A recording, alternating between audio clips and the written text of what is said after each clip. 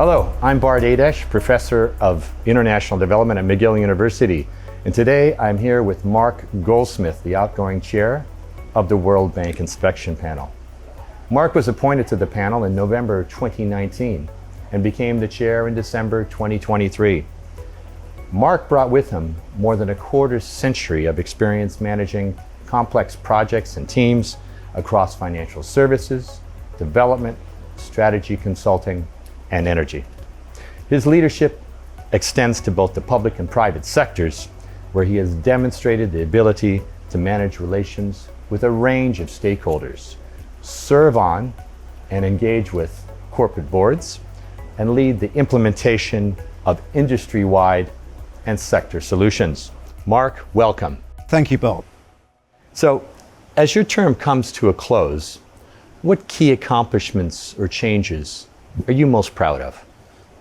Well, as panel member and chairman of the inspection panel, I've been proud of many moments at the inspection panel over the last 5 years.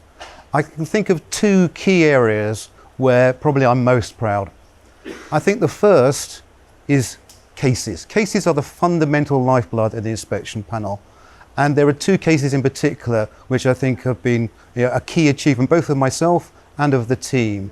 One in Togo, that was a project looking at coastal protection, where in effect it was the first investigation the panel had looked at in relation to adaptation and climate change. And both the bank and the panel learnt many new things in that area. And then the second case is actually an ongoing case at the moment in Tanzania, where again, there are going to be fundamental learnings for both the bank and the inspection panel as we go forward. And then the other area of accomplishment, I think, is the team. It is a fantastic team, but when I took over as chair just over a year ago, from a mission perspective, we probably only had one team that could be out on the road at any one time. And through training and through recruitment, come the beginning of next year, we'll have theoretically 3 teams who could go out and carry out investigations and eligibility missions as well. And that means capacity, and capacity is critical because we need to ensure that we are ready to receive requests from the communities, from the CSOs, to ensure that we can analyse and ensure that ultimately we get to ideally remedies them and the institutional learning. That's remarkable. The casework that was undertaken and the building of capacity, it seems that there have been some pretty significant changes and growth within the panel over just 1 year. One of the areas where you've been particularly active, where you put a lot of emphasis, was on communications. Could you give me an idea of some of the initiatives that you launched, and do you have any idea of the impact that they may have had? I think communication is an incredibly important area, and I was honoured to become a panel member and then chair. If I look at the 30-year history of the panel, the inspection panel and its reports are internationally recognised. And so I didn't want to change those reports, but if you ever got to read them, they're quite technical, they're quite long. And I felt that there was value to unpacking those reports. So one of the main things I did from a communications perspective is to do 2 initiatives to better share that information in those reports. The first is instill the idea and the implementation of non-technical summaries. So you have a highly technical report, but it's 120 pages long.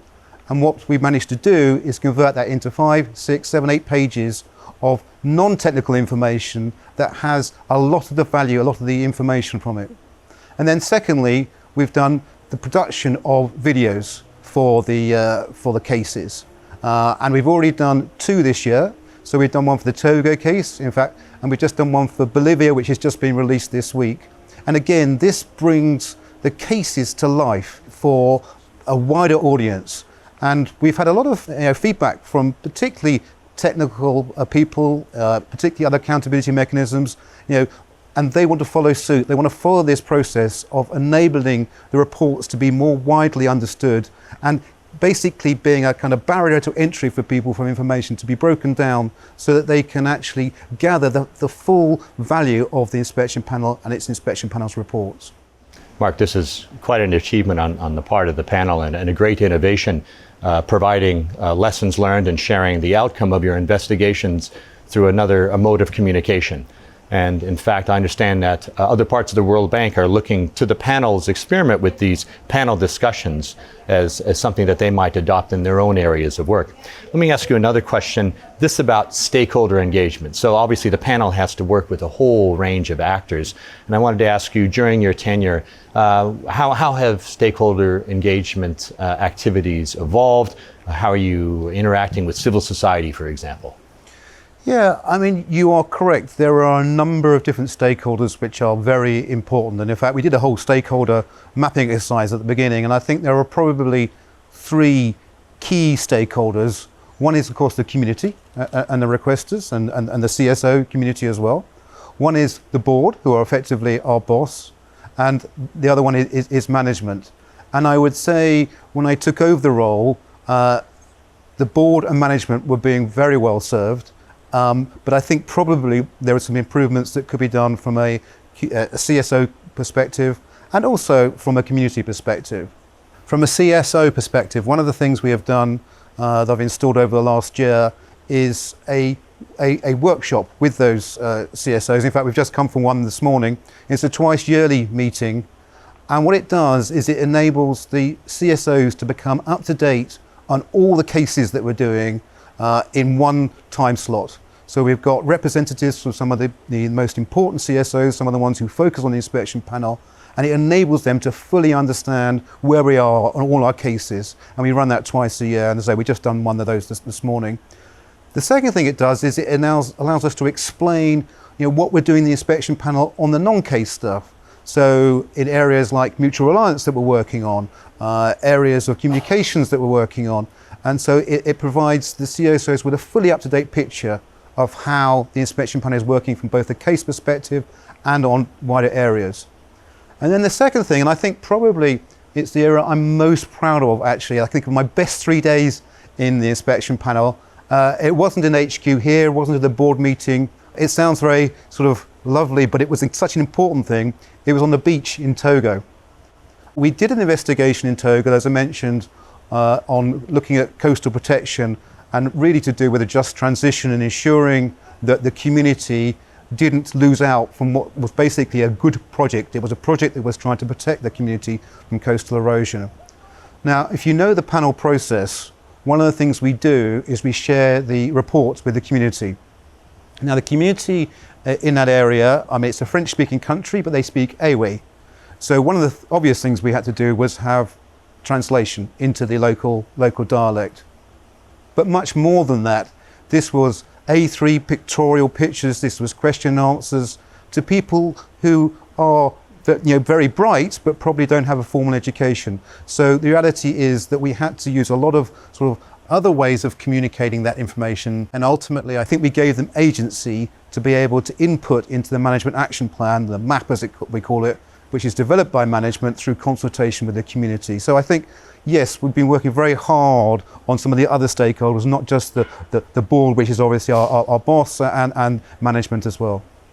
Mark, one of the aspects of your leadership of the panel is your ability and tendency to look not just to today's problems and challenges and meeting the next deadline, but looking further down the line, what could evolve next.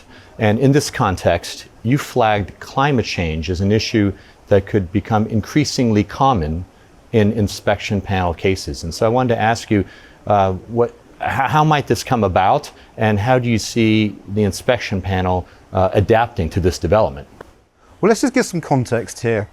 If you think of climate change, the challenge to reach the Paris Agreement, the 1.5 degrees that we're trying to keep the temperature from not rising by 2050, the need to reduce emissions by up to 50% by 2030, by net zero by 2050, that of course requires a lot of projects, a lot of finance.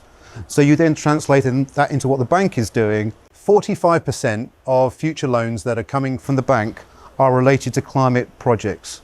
And therefore, this is going to be a core area for projects going forward, and inevitably it's going to be a core area for requests to be coming in. Now, if you look at that area, there are probably two aspects that come through. One is what you might call the good renewable projects, things like wind turbines, things like solar. there's going to be significant land take, and we know from our experience that significant land take can result in tensions, involuntary resettlement. So I think that's a key area that's going to come forward. And then the other area is really the one that we was talking about a bit earlier on Togo. It's adaptation projects, because adaptation projects are fundamentally infrastructure projects. And I think the reality is we're going to have more infrastructure projects, and we will receive more requests for inspection and concerns about those projects in those areas. Mark, certainly you've had your share of challenges on the panel over the past year. Could you share one or two of them and give us an idea of how you navigated them? I mean, I think the biggest challenges probably come in relation to cases. And I think one of the ways we've managed them is through myself and the team finding ways through, sometimes this has been on the ground and sometimes it's been right up at the kind of board level perspective. So if I take, on the ground, some of the things we've done is actually get out to requesters and get to speak to them in sometimes very difficult situations. So one of the cases I was working on recently, there was real concerns about intimidation reprisals, talking to individuals. And we had to go through a way of being able to interview people to ensure that they felt safe. They could talk about really quite challenging experiences in a safe way and not have concerns on intimidation reprisals. So that's a typical at the kind of, right at the root level on the ground. And I think at the board level, there have been several occasions recently where the process hasn't quite worked, and we've had to find ways of speeding up the process. We've had a case at the moment where we've had to add a second part to investigation to the first part. We've had a situation where we've had to find a different way of sharing the report. So I think there are a number of ways where we found of going forward where we've managed to improve processes and take them forward. How would you say the inspection panel has influenced accountability and transparency within the World Bank? So if I think of the inspection panel over the last year, you may be aware that it's been under review, and the whole accountability actually has been under review. And I would say, when the review started, there were concerns about transparency, about independence, the important aspects of accountability. And I'm incredibly pleased to say that through an external review process and extensive interviews, consultations, that a report has been produced to do with this external review that has said a number of things which are important for the inspection panel. The first is it's recognised the importance of a three-person panel. Secondly, it's recognised the reporting to the board is important. And thirdly, it's re-emphasised the need for independence. And as I see it going forward, I think the review, as it's implemented, the recommendations, will see effectively accountability, transparency strengthened from the inspection panel and accountability perspective. Keeping this theme of looking forward in mind, what do you see as the most important priorities for the inspection panel moving into the future? So I think there are the same issues as we've had before. So the big ticket items like involuntary resettlement, consultation, some of the environmental challenges that we've looked at. And then I think there are the new issues, and I've described one already. I can think of things like climate change, and I talked about the just transition and some of the challenges in relation to that. But if you just take climate change and adaptation pathways, projects going forward, that's a series of projects going forward. The whole time frame in which the way we're going to have to look at projects is going to have to change. So typical time frame for an ESIA, environmental and social impact, is 20, 30 years. These projects are going to be 50 years, 100 years, 150 years, particularly if they're a series of projects. And we're going to have to get our head round how accountability works in that perspective. And then another area I can think of, which is just coming in on a couple of cases that we're looking at, is to do with data management, to do with census and storing data and accountability in people. And I think that will be another key area as we go forward, which will need to be accountable. What would you say are the most rewarding aspects of your experience on the panel, and what advice would you offer to your successor? I mean, that's a good question. I mean, I think I can't get past the fact it's a wonderful team to work with. They are an incredible lot of individuals. It's not a very big team. I mean, even when we're extended with consultants, we probably don't go more than 10 across the whole department or whole section. But through the team, through the collaboration of that team, through the different skills that team brings, I think we end up with a product that is just more than the sum of the parts. It's not just synergistic. It is a fantastic product, and it brings out real institutional learning as well as ultimately, hopefully, remedy for communities.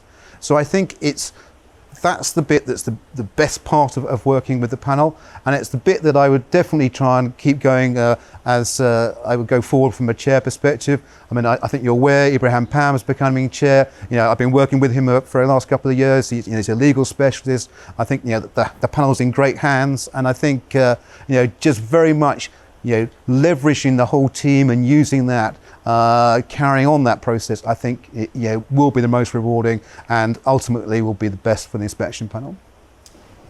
Mark, as we reach the conclusion of this stimulating interview, I wanted to ask, what's next for you in your career pipeline? What do you envision doing after you complete your service with the panel?